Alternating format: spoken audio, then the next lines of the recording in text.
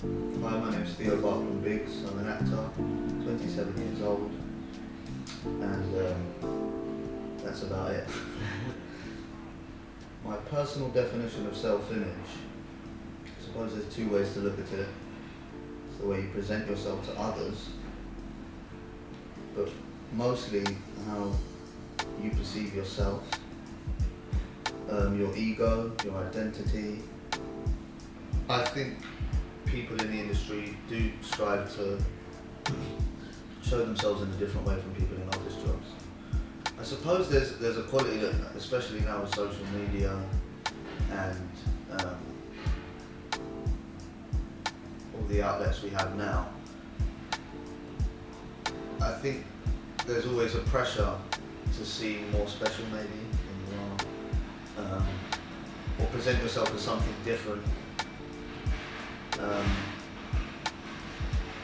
Or maybe, for instance, as an actor, you know, if you want to go for a certain role, I think there are actors out there who probably try and present that on social media to try and gain those roles. I think the way you present yourself as a teen or an adult does have an effect on the future.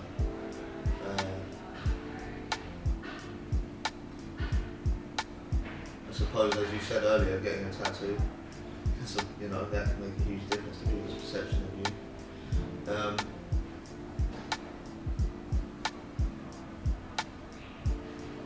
Something I need to think about though. Yeah,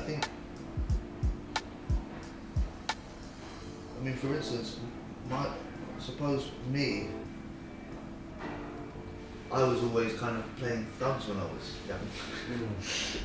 It's the way I dressed and I suppose talked. It makes sense to a degree, but why I couldn't go for different roles. I suppose I managed to get out of that a bit, but it does stay with you. And you know, no one wants to be boxed in. But yeah, I do think it makes a mark, like a marked difference. Yeah, certainly.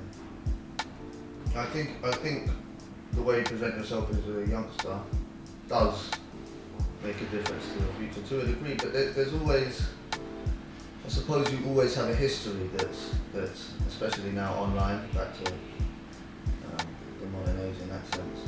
That's always documented and will change the course of where you go, regardless of whether you're middle, upper, or working class. I think that does stay with you.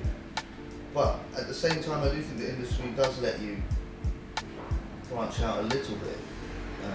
They give you a chance to change yourself, but you can't completely recreate, you know, what you are. But yeah, I think it does. I mean, we were talking about earlier, you know, our principal Stuart Warden. The big thing was artistic expression and the freedom to do that. And unfortunately, yeah, I do think that does make a difference. I think, yeah, I've been struck by that. It's not easy to get out of. The way you dress, the way you talk, people want to kind of box you in as that role, especially casting directors. They always say, I remember going up for auditions and they'll say,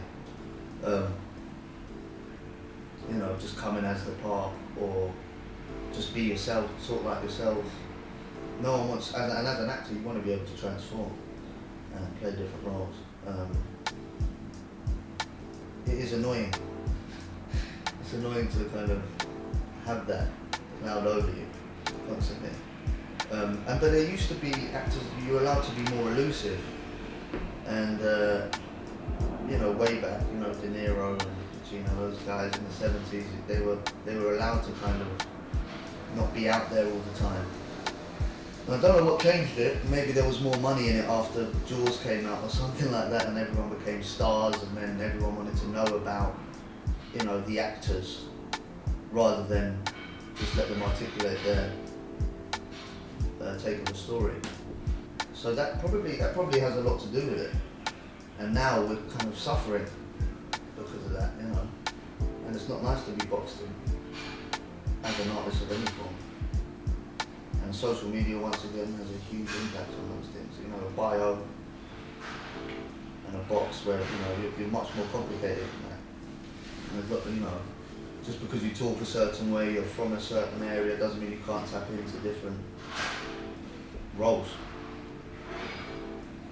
So annoyingly, yeah, it does make a huge difference.